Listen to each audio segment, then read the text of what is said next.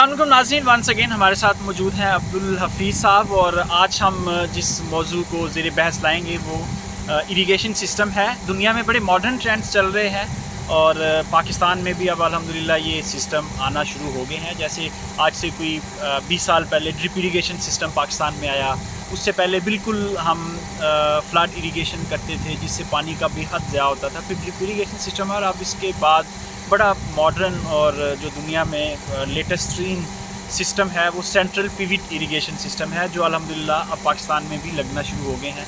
और one of the leading farmers in Pakistan Abdul Hafeez साहब आज हमारे साथ मौजूद हैं, जो हमें इस सिस्टम के बारे में बड़ी डिटेल में बताएंगे। तो सर, आपसे रिक्वेस्ट है कि आप फार्मर को कुछ इस बारे में बताएं। मेरा नाम अब्दुल हफीज़ है और मैं आज आपको जो टेक्नोलॉजी इंट्रोड्यूस करवाने जा रहा हूँ उसका नाम है सेंटर पिवट इरिगेशन सिस्टम। जैसा कि आप सब जानते हैं, पानी की जो हमारे आजकल रिजर्वेशन है वो बहुत डाउन होती जा रही है, पानी की किल्लत पैदा हो रही है और हम बेदरेग पानी का अपनी एग्रीकल्चर में इस्तेमाल कर रहे हैं। तो उसको सेव करने के लिए सेंटर पिवट इरिगेशन सिस्टम जो है मैं आपको इंट्रोड्यूस करवाऊँगा, जिससे आप 8 घंटे में 100 एकड़ को इरिगेट कर सकते हैं, जो कि अदर जो हमारी रिवायती इरिगेशन सिस्टम है उसके मुकाबले में 75% पानी की सेविंग आप कर सकते हैं। ये आपके सामने जो सिस्टम चलता हुआ नज़र आ रहा है, इसको कहते हैं सेंटर पिवट सिस्टम इरिगेशन। इस सिस्टम के थ्रू आपने फर्टिगेशन भी कर सकते हैं, फर्टिलाइज़र सारा कुछ आप इस सिस्टम के थ्रू, जिसकी वजह से आपको जो न्यूट्रिशन मिलेगी पौधे को फोलियर की सूरत में ऊपर से भी मिलेगी पत्तों से और रूट सिस्टम से भी मिल रही होगी। एक तो आपकी क्रॉप की जो ग्रोथ है वो सबसे बेहतरीन होगी और आउटस्टैंडिंग क्रॉप आपको मिलेगी, और दूसरी साइड पे आप पानी के जो हैं वो काफ़ी सारे सेविंग कर रहे होंगे, 75% पानी, जो कि आने वाले दिनों में हमारी जितनी भी जंगें लड़ी जानी है मुझे लगता है कि वो पानी पे ही लड़ी जाएंगी, जिस हिसाब से हमारी जो वाटर के रिजर्वेशन है वो डाउन होती जा रही है। आइए मैं आपको ना इसके मुख्तलिफ हिस्सों का मुआयना करवाता हूँ। ये 75 HP की टर्बाइन हमारे पास लगी हुई है, जिसका जो थ्रो है 1159 गैलन पर मिनट ये पानी थ्रो कर रही है। ये पूरे के पूरे सिस्टम का कंट्रोल पैनल है, यहाँ से आप इसकी स्पीड, पानी की मिकदार सारा कुछ एडजस्ट कर सकते हैं। तो यहाँ से आप इसकी मूवमेंट कंट्रोल कर सकते हैं, जिस साइड पे भी आपने सिस्टम को चलाना हो उसी साइड पे आप बटन दबा के ये सिस्टम आपका round the clock her side पे घूम सकता है। और ये इसके एजिटेटर वगैरह के बटन लगे हुए हैं। आपने खाद मिक्स करनी है, सामने फर्टिलाइज़र टैंक है, इस टैंक में आप 20 से 25 बैग कोई भी फर्टिलाइज़र जो वाटर सॉल्युबल हो ऐड करके उसमें आप 1000 गैलन पानी ऐड कर सकते हैं। और ये सारा इसी पिवट के थ्रू, नीचे पंप पड़ा हुआ है इंजेक्टर, ये पंप इसको इंजेक्ट कर देगा मशीन के अंदर। तो आप ये पूरी की पूरी फर्टिलाइज़र प्लान इसके पिवट के थ्रू आप एडजस्ट करके और यहाँ से अप्लाई कर सकते हैं। सर, हमें इस सिस्टम के बारे में बताएं जो ऊपर लगा हुआ है। सर, ये ऊपर जो लगा हुआ है ये एजिटेटर है, एजिटेटर पंप। फर्टिलाइज़र टैंक के अंदर ये जो पाइप जा रहा है इसमें एयर के थ्रू ये सारा फर्टिलाइज़र मिक्स करता है, ये इसको हम एजिटेटर कहते हैं। यहाँ पे ऊपर जो इसका सिस्टम लगा हुआ है, यहाँ से ये मशीन रोटेट करती है।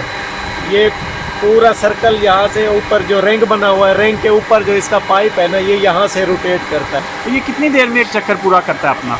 ये मिनिमम भी 8.5 घंटे इसको लगते हैं 100 एकड़ का एक राउंड मुकम्मल करने में। अगर हम पानी की क्वांटिटी बढ़ाएंगे तो ये 8.5 से 10 से 10.5 घंटे में एक राउंड कंप्लीट करेगा। जो पानी की रिक्वायरमेंट्स होगी उसी हिसाब से हम इसकी स्पीड एडजस्ट कर देंगे, तो उसी हिसाब से ये चलेगा। मैक्सिमम पानी भी हमने इसको देना हो तो ये 14 घंटे में अपना सर्कल कंप्लीट कर देगा 100 एकड़ का। ये इसका पावर सोर्स है, ये मेन पैनल है। यहाँ पे हमने डिवाइडर दिया हुआ है, एक बावडा पे है और ये साथ वाला जनरेटर पे है। अगर फर्ज करें बावडा की लोड शेडिंग है, बावडा जा रही है, तो फिर यहाँ से ये चेंज ओवर है, यहाँ से बटन हम जनरेटर पे करके, ये हमारे पास जनरेटर स्टैंड बाई है, तो हम जनरेटर को ऑन करके अपना काम कर सकते हैं।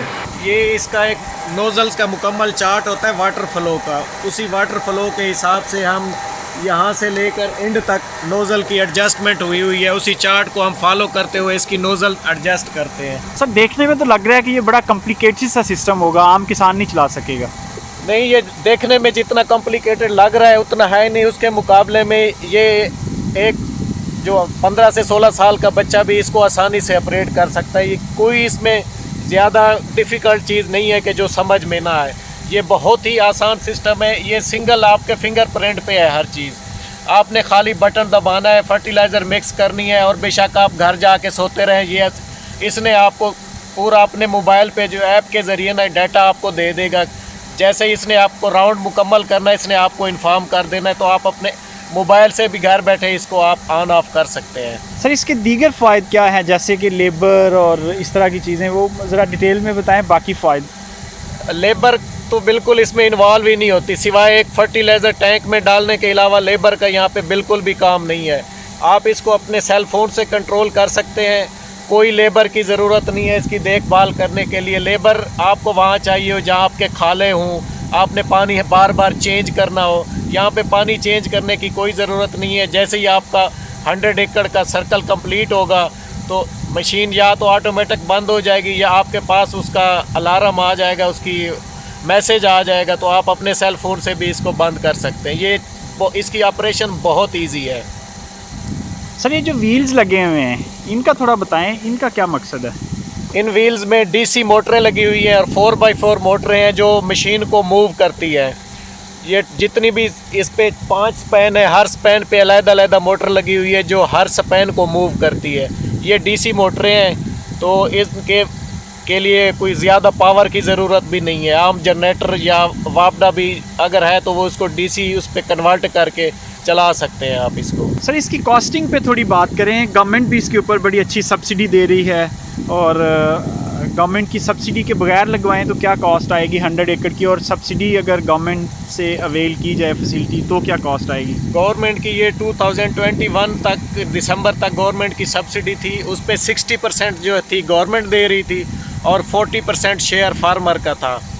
इसका ये है कि 7 फार्मर मिल के एक सेंटर पिवट लगा सकते हैं। 12.5 एकड़ जो है तकरीबन एक फार्मर अपना शेयर इसमें डाल के, तो 7 फार्मर मिल के 100 एकड़ का एक पिवट लगा सकते हैं। 60% गवर्नमेंट दे रही है और 40% फार्मर शेयर होगा। अगर इसको मज़ीद गवर्नमेंट थोड़ा सा अपना शेयर गवर्नमेंट बढ़ा दे, सब्सिडी बढ़ा दे, तो मेरे ख्याल में ये एग्रीकल्चर का फ्यूचर है। और जितना हमारी एग्रीकल्चर जल्दी तरक्की करेगी तो किसान हमारा तरक्की करेगा। तो अगर ये गवर्नमेंट किसान को मोर सब्सिडाइज़ कर देती है, थोड़ा सा उसकी हेल्प आउट कर देती है, तो मेरे ख्याल में हमारी एग्रीकल्चर और हमारी जो मईशत है उसका पहिया जल्दी से ये तेज़ी से चलने लगेगा इंशाल्लाह। अच्छा सर, जो 40% फार्मर का हिस्सा है वो कितना बनता है टोटल अमाउंट? ऑलमोस्ट कोई 95,000 से 1 लाख रुपए पर एकड़ कास्ट आती है इसकी, जो फार्मर शेयर की है। और बाकी 60% गवर्नमेंट? बाकी 60% गवर्नमेंट। सर और कोई अहम बात जो इस पिवट इरिगेशन सिस्टम के बारे में आप किसानों को बताना चाहें? मैं किसानों को, क्योंकि हमारा जो पाकिस्तान में ट्रेंड है ना, हम एक दूसरे के साथ हमारी ज़मीनें साझी हैं, हमारी बाउंड्री के साथ बाउंड्री अटैच है, लेकिन हम दूसरे फार्मर को बर्दाश्त नहीं कर सकते। अगर थोड़ा सा हम सब्र का मुजाहरा करें, जैसे गवर्नमेंट इस पे सब्सिडी दे रही है, तो अकेला एक फार्मर तो 12.5 एकड़ पे ये सिस्टम लग नहीं सकता। तो 6-7 फार्मर मिल के और एक सिस्टम लगा लें, उसमें उनका भी भला होगा और मुल्क को तो तरक्की करेगा ही करेगा। जो हमारे छोटे छोटे फार्मर हैं उनको ये पानी, डीज़ल, खाद, ये काफ़ी सारे एक्सपेंसेस उनके, मेरे ख्याल में कोई 60% उनके एक्सपेंसेस कम हो जाएंगे। थोड़ा सा एक सब्र का मुजाहरा करके, भाईचारे का मुजाहरा करके, तो हम अपने पाकिस्तान की मईशत को ऊपर लेके आ सकते हैं। अच्छा सर, हमने देखा कि ये बिल्कुल डेजर्ट है और यहाँ हर तरफ रेत ही रेत है, और हम इस फार्म से यानी सैमसंस फार्म से बाहर निकलें तो बिल्कुल रेत है, और आपने यहाँ बड़ा इसको ज़रखेज़ और ग्रीन बनाया हुआ है। और ये सारा सेंट्रल पिवट इरिगेशन सिस्टम की वजह से है या कोई और भी फैक्टर है?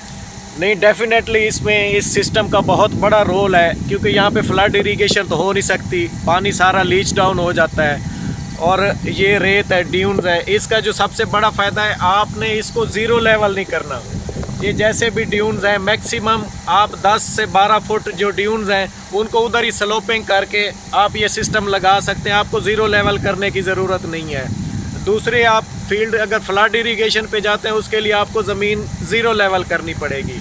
तो ज़ीरो लेवल के लिए उसकी जो इरिगेशन की कास्ट आएगी, पानी लीच डाउन हो जाता है, वो आप 8 से 10 घंटे में हार्डली 1 एकड़ कवर करते हैं। ये आप 10 घंटे में 100 एकड़ इस सिस्टम के थ्रू आप इसको इरिगेट कर सकते हैं। ये इसका बहुत बड़ा एज है। नाज़रीन, ये था आज का प्रोग्राम। आपने देखा कि सेंट्रल पिवट इरिगेशन सिस्टम जो है वो किस तरह आपके पानी की बचत कर सकता है, पैसों की बचत कर सकता है, लेबर की बचत कर सकता है और ज़मीन को हमवार ना करवाना भी आपकी एक बड़ी अहम बचत होगी। नाज़रीन, हम बेहद मशकूर हैं अब्दुल हफीज़ साहब के, उन्होंने हमें आज फिर टाइम दिया और बड़ी ज़बरदस्त और एक जो नई टेक्नोलॉजी है पाकिस्तान की उसके बारे में हमारे किसानों को ब्रीफ किया। नाज़रीन, इसके साथ ही अपने मेज़बान बिन्यामिन शौकत को इजाज़त दीजिए। खुदा हाफ़िज़।